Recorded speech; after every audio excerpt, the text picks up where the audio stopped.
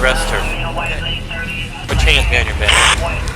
Cops usually get away with anything until it has to do with something involving an officer from a higher authority. These cops were instantly taught a lesson by the higher-ups, and the cops in this last case were owned pretty badly. At that point is when you're out of the car and you fired 2 rounds. 2 rounds, yes. And why'd you fire 2? Keep watching till the end as the first officer made a huge mistake. I'm the police chief in Zebra. Well, nice to meet you, sir. Matt Pope worked for me. Your chief worked for me. Yes, sir. There's no need to get upset. On August 26, 2022, 2 junior officers pulled over a car for an expired tag, unaware that they had just stopped a police chief. Say hello. Was that illegal? No, no, sir. The reason why we're stopping you is because it's a window tint violation. I blinked my blue lights at you to let you know who I was. Yes, sir. Well, we didn't know with it. That's not a government tag. That is a unofficial tag. Okay. That tag's not even on file. I see. Yeah. Well, we have to catch up the bill to run it and everything like that, sir. So I won't blink my blue lights at you next time. I'll let you just sit there. I was just speaking. I'm the police chief in Zebra. Well, nice to meet you, sir. Matt Pope worked for me. Your chief worked for me. Yes. Chief Jonathan Hemphill straight away got into an argument, and his bizarre entitlement was about to get even worse. No need to get upset. I'm upset because I spoke to you when I come by, and now you're pulling me Sir, over. I've never met you a day in my life. I understand that. Right. Why are you being hostile? Easy. I don't have to talk to you. Okay. Easy. I'm not talking to you. Why are you being hostile right now? Are y'all gonna write me a ticket? Are you gonna write me a ticket? Sir, we're just trying. I'm the police chief in Zebra. Do you wanna write me a ticket? Why are you coming up to me like write me a that? ticket? I'm doing my job, right? What are you stopping for?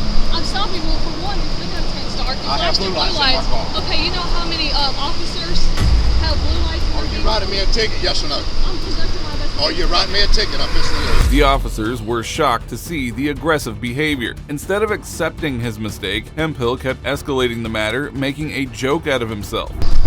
I'm fixing to make it a whole lot more. Your boss worked. 11:11. I'm out here with Illinois. Just like anybody else. Whatever, okay? Thank you. Okay, so 2001 Dodge Ram Charles, black color. Yeah, sir. As I was explaining. I don't want to hear anything from you. Okay. You let her do her job. 28 returns to a 2001 Dodge Ram truck.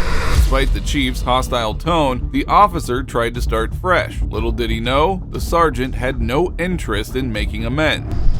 Yeah. What? She's about bringing your driver's license All back right. up. That's fine. Yeah. First, when we ran the tag, it came back to like a Dodge Ram, so we're just It's not a confirming it's Dodge not. Ram. Yes, sir. We're It's a just, ghost tag. yes, sir. We're No, making no, sure. Anything back with that 27. tag. Yes, sir. Yeah, we're just. You must have run it wrong. You must have run it wrong because you want to come back to a Dodge Ram. We were confirmed it. They let us know and everything. So it's still coming back to a Dodge Ram now? Sir, can I ask why you're so upset? Is it still coming back to a Dodge Ram No, now? we got it fixed. Why are you so upset? No, you didn't fix it. Is it still coming back to a Dodge Ram right now? No, it came back 9 on 5. That's right, because Okay. you run it wrong. Sir, Somebody run it wrong. Either you did or they did. We're about to get the information. Okay, and get I it got back your to you. chief on the phone right now. That's Yes, sir. fine. I That's fine. understand. That's fine. Can you calm down for us, No. please? I appreciate your service. I appreciate your service. Now, this is no way to speak to anyone, let alone a junior officer. It makes you wonder how many people this corrupt sergeant has intimidated over the years. I'm just saying, I spoke to you guys. I didn't have to do that. I could have eased on by y'all. I appreciate the job y'all out here doing. Chief, I I'm trying to be spoke y'all. respectful with you. I understand okay? that. I understand. I'm not raising my voice or I nothing at understand you, that. right? I understand All that. right, let's. But man I'm to trying man, to let's tell be you, respectful to one the another, only okay? thing I done wrong was spoke. Y'all never would have pulled me over if I hadn't flicked my blue lights No, at you. sir. No, we were gonna pull you. Actually, I'm No, not you gonna weren't. lie to you. I'm No, telling you you straight up, okay? Okay. All right. But like I said, there's people out here impersonating police officers with blue lights. Or you and threw we've my dealt or with she before. threw my license if she is getting them for me. She'll bring it to you, sir. Okay, well that's fine. I'm just Bring it trying till you get to. through. I'm trying to talk with you. I don't want to talk anymore about it. Alrighty. The chief thinks he's above the law, but he clearly needs a lesson to bring him back to reality. That's unprofessional. That's very unprofessional. Unbelievable. I'm a better night. Chief Hemphill came under scrutiny after the video went viral. He was found guilty of breaching departmental policies and was given an oral reprimand. He was also asked to undergo anger management and de-escalation training. Now, while this officer was completely unreasonable, the next female officer was rightfully humbled by her fellow cop. Ma'am, come out here. I'm talking. I gotta say, oh yeah, you need to get out of the crime scene, ma'am. Okay, arrest her. Put your hands behind your back. musician was performing at a railway station when he was stabbed. Chicago Transit Authority officer Martessa Lee was the first to arrive, but police officers soon took over and managed the situation. Instead of stepping back, Martessa refused to leave the scene, further escalating the issue. Yeah, he's grabbing after the victim. Watch out, well, ma'am, come out here. I'm talking. I gotta say. Oh yeah, you need to get out of the crime scene, ma'am.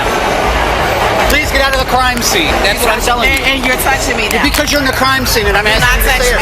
Do not go in the crime scene. And I'm doing my job. Do not touch me. You're not doing your job. Do not You can do your touch job from right there. Do not touch me. You can do your job from right there. Don't touch me again. Don't go through the crime scene again. Don't touch me Then don't go again. through the crime scene again. Don't touch me again. Then don't go through the crime scene Don't again. It's touch very me simple. again. It's very We can go back and forth all day. Don't touch me. The supervisor had already intercepted the officer's crime scene, and instead of accepting her mistake, she continued to escalate the issue. He grabbed me. Why? I Were you no in the idea. crime scene or something? I'm walking, talking, and they was telling me to assess the situation. He grabbed me and pushed me over.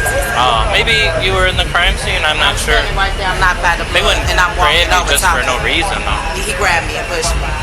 Clearly, it could be seen too. So if I'm walking, I'm not stepping but on the blood. Now That's you're playing apples and oranges. This I'm not. is our crime Apples and oranges scene. is not to be pushed. Okay, I'm going to ask him. You can ask him. Are you the whatever. supervisor? Yes, I am. Is it worth it to you that serious for this? Yes, because he pushed me. Did I? If I Did he pushed push you when I out of did the crime scene? Yes, almost took the blue tactile. They didn't push you Yes. down. He It moved doesn't you. matter, but he pushed He you. touched you.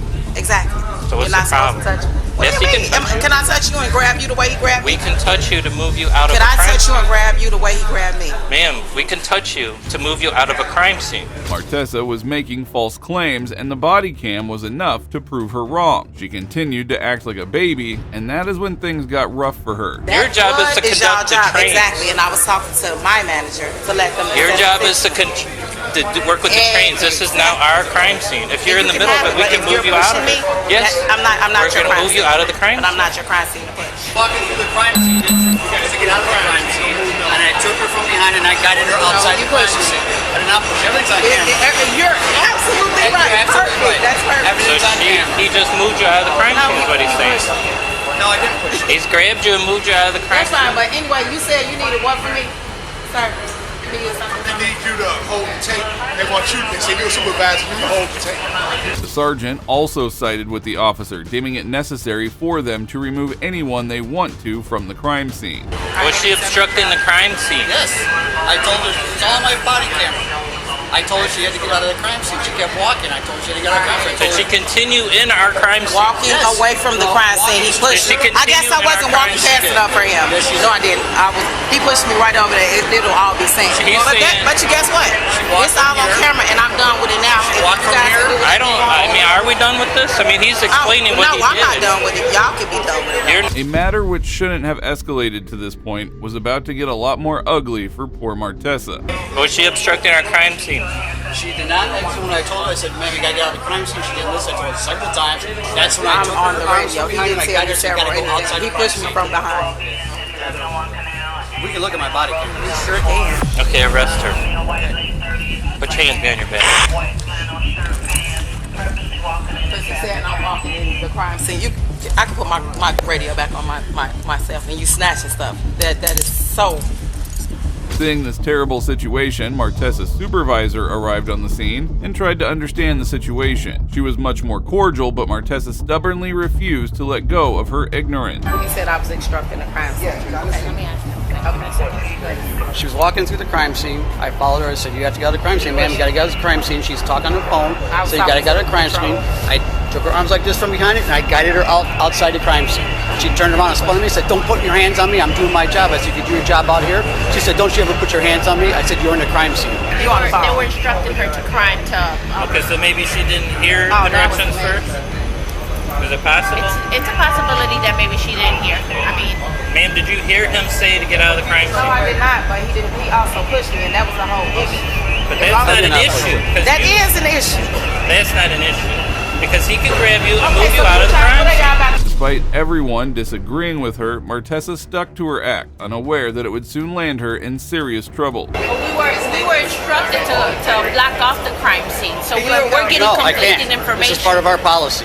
You're handcuffed. Oh, I cannot wait. And I I'm want just this, trying to this do a thing. full investigation. You weren't trying to do nothing. He pushed I'm me. doing it right now. He can push you out He of the can't crime push me scene. nowhere. Yes, he can.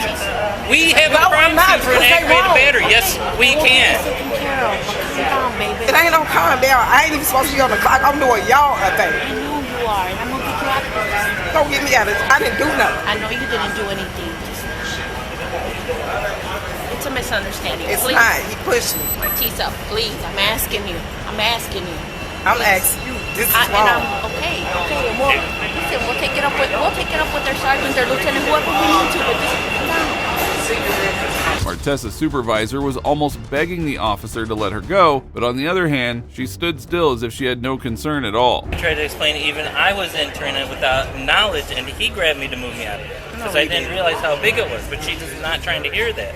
She feels like we can't move her out of the crime scene, but we had to. You because can she move wouldn't me, you can't push listen me. to direction. Yes, he can. What part of that don't you understand? You or anyone can be moved out of a crime Okay. scene. Whatever. Once I'm here, I can move POs out of the crime Okay, scene. move them out. Do what That's you gotta our rules. do. Do what you gotta do. Does that make sense? I That's completely it. understand. So it's a misunderstanding. It's really not. But You know, okay. she was being following instructions from the control It center. was over for me until she stood. Yeah, when you do was done pushing me. See, just never. Ultimately, the officers released Martessa at her supervisor's request. Otherwise, with the entitlement she displayed, she deserved to face arrest. We can take care of this another way. Come on. You're gonna be on national TV. I Are you don't serious? care. You're gonna jeopardize your job, I Martisa? jeopardized for what? I didn't do nothing. I mean, I didn't do nothing. What is it that you want? Sounds like that it was a misunderstanding. It's possible. We can go with that. That she didn't hear, and that's why you had to move her out of it, right? She wasn't being disobedient. Except that she held the phone and said, "No, I'm doing my job." But So if you want me to maybe get your handcuffs off, I Maybe will. she didn't hear the first part of it. There you go. I was gonna say, you want to get the job, because the media is on their way down. So you want to get it.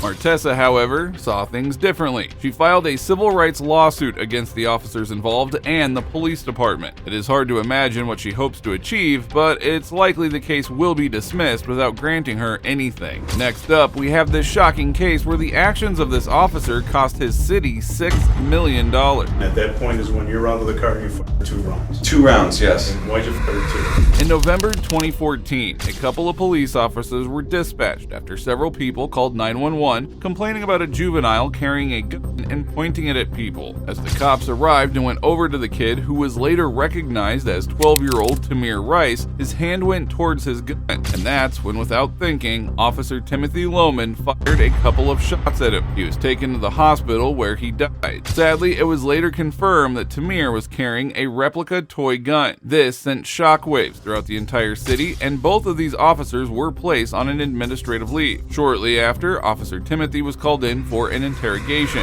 Over radio, we also got a description of the male. It was a black male with a camouflage hat, wearing a gray sweatshirt with the black sleeves. The male matched the exact description that radio gave us: the camouflage hat, the gray sweatshirt with black sleeves, and it was a black male. And the male, was sitting there, and then he turns around and notices our zone car, approaching him. The male immediately stands up and he grabs a gun off the table and shoves it in his waistband. Okay, but how far do you think you were away from him at that point?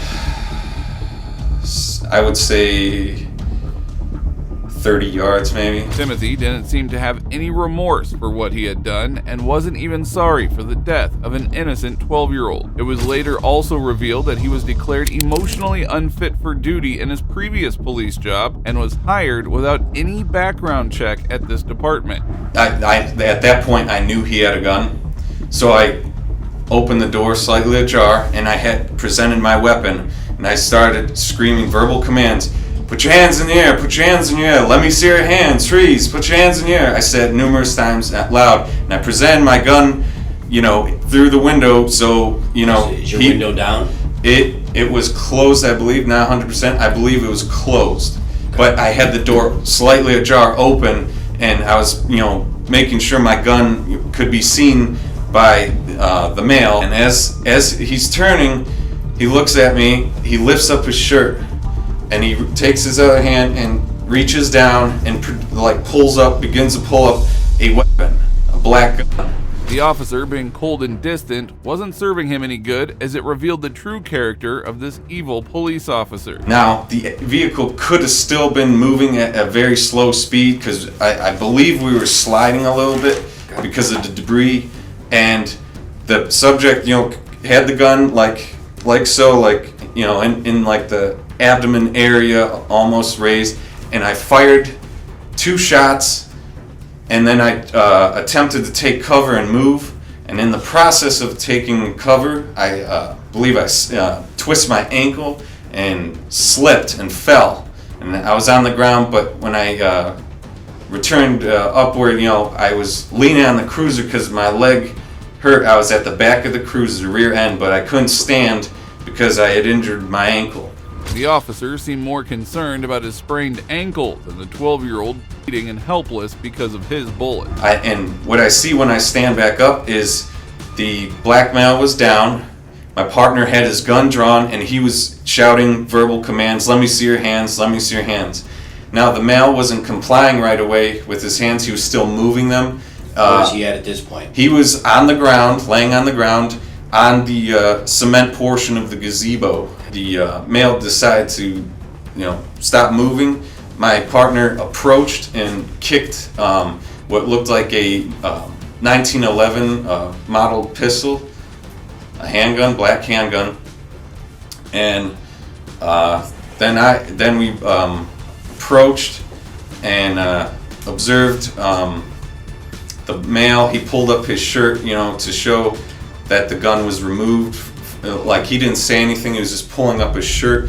It is shocking how 2 armed police officers were threatened by a juvenile. There were countless ways to get control of the situation, but these pigs chose the worst one. I'm not sure the order of the sequence, but my partner did render aid, and I was observing the scene 360 for other threats, and then I also, like I said, I don't know the order, if Frank rendered aid first, but the other part was from the recreation center.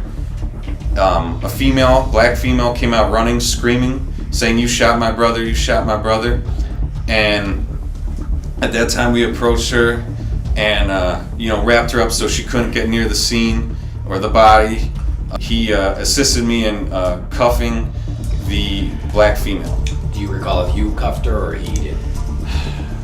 It was my pair of cuffs. The woman that Timothy claimed to have handcuffed was the little sister of the 12-year-old boy they had just killed.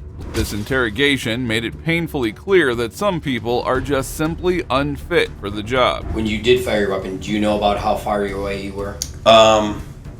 It was approximately 10 feet, I would say.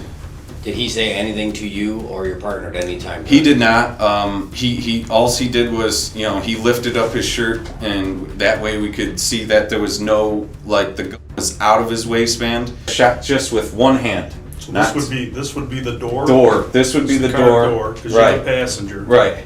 So right. I am the passenger. This was the car, the seat that you would have been in. Yes. And you're out of the door now. Yeah, I'm like in the doorway, and the subject's about, right where he is, a little bit farther. And I fired 2 shots. And then, like I said, I tried to go to the rear of the zone car for cover. So I probably, I was not standing fully up and full presentation like this. I was, it was that quick where the black male turned, lifted up his shirt, grabbed, reached in his waistband, pulled up the weapon, and that's, at that time I was probably about like this, and that's when I had to fire 2 shots and attempt to gain cover. After hearing about the entire incident, the officers asked him one critical question, to which he had another rather cold answer. At that point is when you're out of the car and you fire 2 rounds. 2 rounds, yes. And why'd you fire 2? I fired 2, and I also wanted to get out of the position that I was in, because I was trapped in the doorway, and if I was fired upon, I couldn't go backwards, I couldn't go forward or left, because the door I was trapped in the door. So the only exit option I had was to, retreat to the back of the cruiser, and even that was kind of like a far retreat given the, how close we were to them. The vague answer from Timothy highlighted the disturbing nature of the incident. And finally, the officer asked him how a seasoned officer like himself could not distinguish between a real gun and a replica. I'm a gun collector. I have multiple guns at home. I read on weapons. I follow history. I can identify guns, fairly easily. I read magazines. I'm a hunter, so I'm well rounded with weapons. I can recognize weapons, and to me, it looked like like a military issued Colt 1911 model gun, which is a larger 45 caliber weapon. And with your experience of guns and collecting and reading everything, what did that gun look like to you? It looked like a Colt 1911 model 45 caliber. A BB gun? No, it did not look like a BB gun. It was a gun. It was, yes, it was a gun. Okay. At the time I noticed that it was a BB gun is when Frank kicked it over and the magazine fell out. Officer Timothy was fired shortly after the incident. However, the police department deemed the shooting reasonable and not a violation of any policy. However, the family of Tamir Rice filed a civil rights lawsuit against the officer and the city. Eventually, the city ended up paying $6 million to them to settle the suit. Well, that brings us to the end of this video. Today, we looked at cases where corrupt cops were humbled by higher authorities, especially the last officer who lost his job and reputation and was branded as a cold and remorseless killer. Hopefully these officers learn their lessons and these stories serve as a reminder for others in law enforcement to uphold better conduct. If you agree with me, please consider showing your support by liking this video. Also, if you enjoyed this video, watch how this corrupt female cop was exposed on camera. Can you step away from me? I don't feel comfortable while I'm getting in my car and you're standing behind me.